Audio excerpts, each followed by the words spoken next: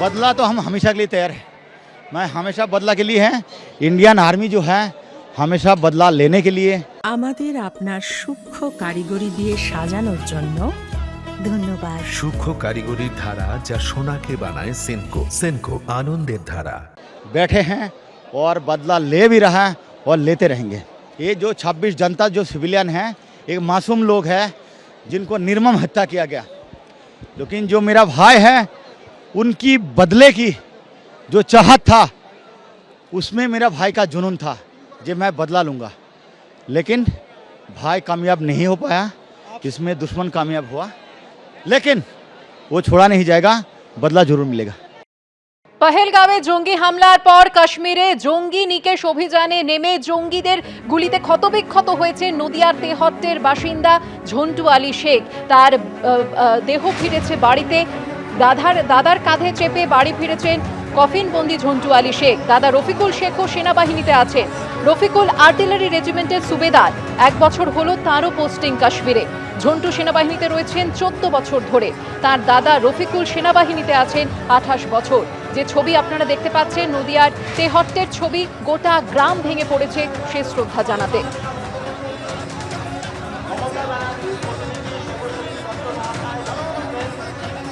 পহেলগাঁও হামলার পরেই কাশ্মীরে জঙ্গি নিকেশ অভিযানে নেমে সেনা জঙ্গি গুলির লড়াইয়ে শহীদ হয়েছে নদিয়া তেহট্টের বাসিন্দা ঝন্টু আলী শেখ।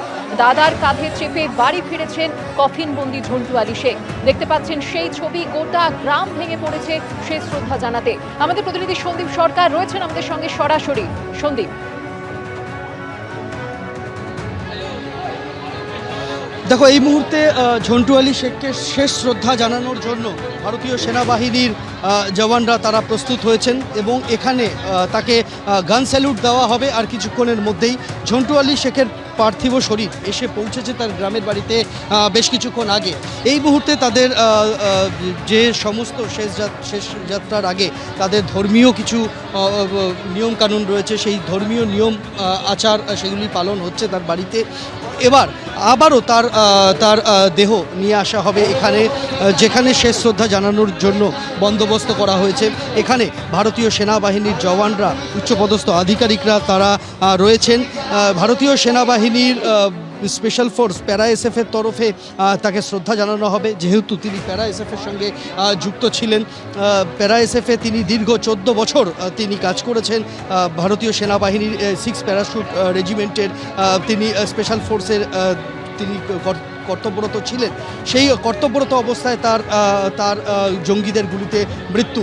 স্বাভাবিকভাবেই কিন্তু তার যারা সহকর্মীদের মধ্যেও কিন্তু তার একটা শোকের বাতাবরণ আমরা বলতেই পারি।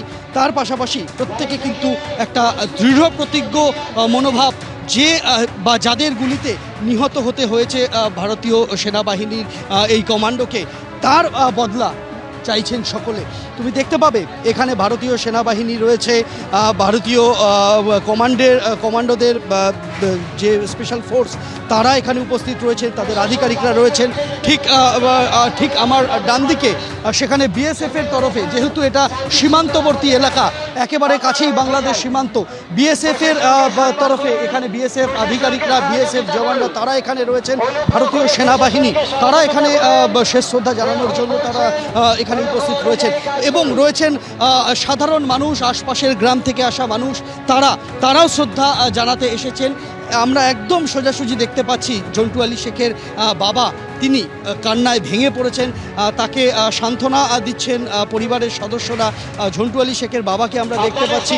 কিছুক্ষণ আগে আমরা দেখলাম যে রফিকুল শেখ অর্থাৎ ঝন্টু আলী শেখের দাদা, যিনি রয়েছেন আর্টিলারি রেজিমেন্টে, 1 বছর হলো তিনি জম্মু কাশ্মীরে আর্টিলারি রেজিমেন্টে সুবেদার পদে তিনি কর্মরত রয়েছেন। তিনি বাড়ি থেকে ইউনিফর্ম পরে এলেন এখানে। এই গোটা যাত্রাপথটা জম্মু থেকে তাদের দিল্লি হয়ে কলকাতায় আসা, তিনি ইউনিফর্মে ছিলেন না। এখন ভাইয়ের এই শেষ যাত্রায় তিনি আবারও ইউনিফর্মে চলে এসেছেন। ইউনিফর্ম পরে তিনিও ওখানে তার বাবার সাথে, পরিবারের অন্যান্য সদস্যদের সাথে তারা সেই জায়গায় রয়েছেন। শেষ যাত্রায় সামিল হওয়ার জন্য আশপাশের গ্রাম থেকে প্রচুর মানুষ আমরা এখানে দেখতে পাচ্ছি যে তারা এসেছেন এবং প্রত্যেকের একটাই কথা যে এই নৃশংস ঘটনার তারা বদলা চান। ধন্যবাদ সন্দীপ।